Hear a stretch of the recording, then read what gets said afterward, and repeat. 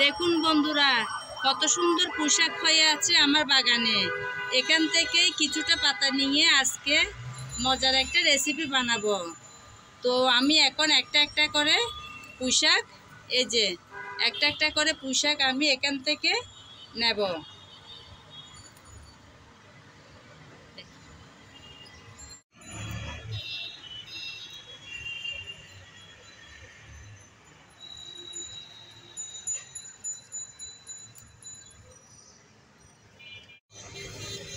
শাক তো তুলে নিলাম। দেখুন বন্ধুরা, অনেকগুলো শাক তুলে নিয়েছি। এখন রেসিপিটা বসানোর পালা। প্রথমে আমি শাকগুলো কেটে ধুয়ে পরিষ্কার করে তারপর ফিরে আসব। শাক কেটে নিলাম, এখন রান্নাটা বসানোর পালা। বন্ধুরা, আজকের পুঁইশাক রান্না করব আমি কচুরছড়া দিয়ে, কচুরমুখী বা কচুরছড়া। তো আমি কচুরছড়া প্রথমে খোসা ছাড়িয়ে সুন্দর করে কেটে ধুয়ে নিয়েছি। এখন যে পাত্রে আমি রান্না করব সে পাত্রে দিয়ে দিলাম। এখন কচুর উপর দিয়ে দিলাম হলুদ, তারপর দিলাম মরিচ, তারপর দিলাম জিরা ধনিয়া পাউডার, তারপর স্বাদ মতন লবণ। আজকের শাকটা রান্না করব আমি চিংড়ি শুটকি দিয়ে, তাই কিছুটা পরিমাণ চিংড়ি শুটকি আগে থেকে ধুয়ে রেখেছিলাম, সেগুলো দিয়ে দিলাম। এখন দেব সামান্য পরিমাণের তেল, একদম সামান্য। এখন সবগুলো আগে ভালো করে একটু এভাবে মাখিয়ে নেব। আমি তো কাঠি দিয়ে মেখে নিচ্ছি, আপনারা চাইলে হাত দিয়েও মাখতে পারেন। আমি বসিয়ে দিলাম চিংড়ি শুটকি দিয়ে। যারা চিংড়ি শুটকি পছন্দ করেন না তারা চিংড়ি মাছ দিয়েও এই রেসিপিটা বানাতে পারেন। এখন দিয়ে দেব সামান্য পরিমাণ পানি, অর্থাৎ কচুগুলো সিদ্ধ হতে যতটুকু পানি লাগে ততটুকু পানি দিয়েছি। আমার মনে হয় আর একটু পানি লাগবে, তাই দিয়ে দিলাম, কারণ এখানে শাকও দেওয়া হবে। এখন রান্না করে নেব কয়েক মিনিট, ডেকে দিলাম কিছুক্ষণের জন্য।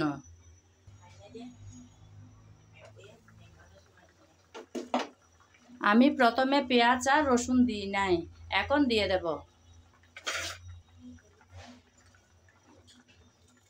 পেঁয়াজ দিয়ে দিলাম, রসুন দিয়ে দিলাম, আবারও ডেকে কিছুক্ষণ রান্না করে নেব।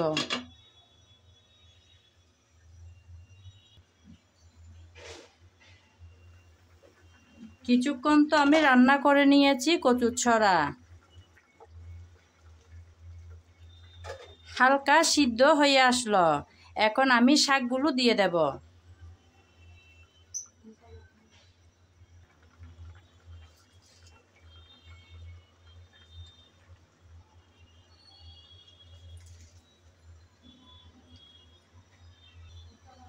শাকগুলো সব দিয়ে দিলাম। এখন আস্তে আস্তে করে নেড়ে চেড়ে সব মিশিয়ে দেব। সবগুলো আমি একটু ভালো করে নেড়ে চেড়ে দিলাম। এখন কিছুক্ষণ ঢেকে রান্না করে নেব।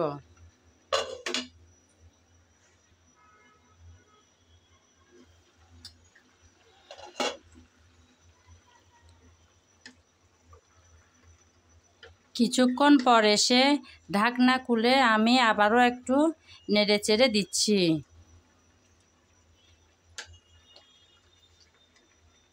আমি তো আজকের পুঁইশাকে কচুরছড়া দিলাম, কচুরছড়া বা কচুরমুখী। আপনাদের যদি কচু ভালো না লাগে তাহলে আলু দিয়েও এই রেসিপিটা করা যায়। আমি আবারও একটু নেড়ে চেড়ে দিলাম, আবারও ডেকে রান্না করে নেব 5-6 মিনিট।